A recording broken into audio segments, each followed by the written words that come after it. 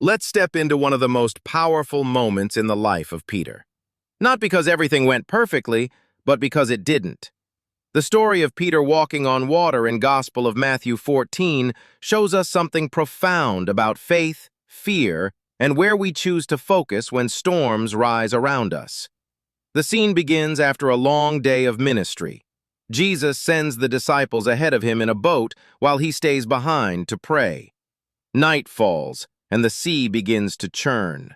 The wind grows strong, waves slam against the boat, and the disciples are left struggling against the storm in the dark.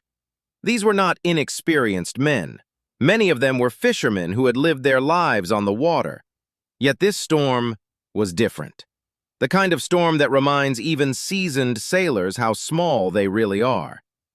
Then something strange happens. In the middle of the night, the disciples see a figure walking toward them on the water. At first, they panic. They assume it must be a ghost.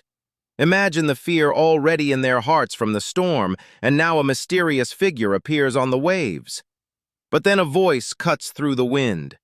"Take courage! It is I! Do not be afraid!" The moment the disciples hear the voice of Jesus, the atmosphere shifts. But Peter, being Peter, doesn't stay quiet. He doesn't just sit safely in the boat and watch. Instead, he does something bold. He says, "Lord, if it's really you, tell me to come to you on the water." Think about that request. Peter is standing in a rocking boat, surrounded by crashing waves, asking permission to step onto the very thing that threatens to drown them. Jesus answers with a single word, "Come." That word changes everything. Peter climbs out of the boat. For a moment, that must have felt like eternity. His foot leaves the safety of the wood beneath him and touches the surface of the sea. And something miraculous happens. The water holds him. Peter begins to walk toward Jesus. Imagine the shock of the other disciples watching from the boat. A fisherman, a man like them, walking across the surface of a raging sea simply because he trusted the voice of Christ. But then the story turns. Peter notices the wind. He feels the spray of the waves. The storm that had been surrounding him the entire time suddenly becomes the focus of his attention. And the moment his focus shifts, fear enters. Scripture says when Peter saw the wind, he became afraid, and he began to sink. That detail matters. The storm did not suddenly appear. The wind was already there. The waves had been crashing the entire time Peter was walking.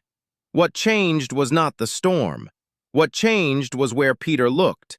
Faith allowed him to step out of the boat.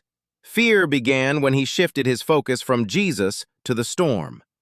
As Peter starts sinking beneath the water, he cries out the shortest prayer in the Bible, "Lord, save me!" And immediately Jesus reaches out his hand and catches him. Notice something remarkable here. Jesus does not stand at a distance waiting for Peter to figure things out. He doesn't lecture Peter while he struggles in the water. The moment Peter calls for help, Jesus responds. After lifting him up, Jesus asks a gentle but piercing question. "Why did you doubt?" It's easy to focus on Peter sinking and miss the bigger truth. Out of all the disciples in that boat, Peter was the only one who stepped onto the water. The only one who experienced what it felt like to walk toward Jesus in the middle of the impossible. Yes, Peter sank, but Peter also walked. The story reminds us that faith is not the absence of storms. Faith is the courage to step forward when Jesus calls, even when the waves are still crashing around us. Many people remain in the boat because it feels safer.